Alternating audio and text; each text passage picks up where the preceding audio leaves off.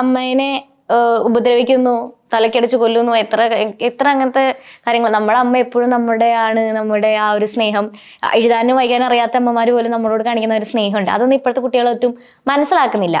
അവരോട് ഇപ്പോഴത്തെ കുട്ടികൾ മനസ്സിലാക്കാണ്ടല്ല, ഇപ്പോഴത്തെ കുട്ടികളിൽ പ്രവർത്തിക്കുന്ന ചില ലഹരികൾ കാരണം മനസ്സിലാവില്ല. ഇപ്പോഴത്തെ കുട്ടികൾ നല്ല കുട്ടികൾ തന്നെയാണ്, ആരും മോശമൊന്നുമില്ല.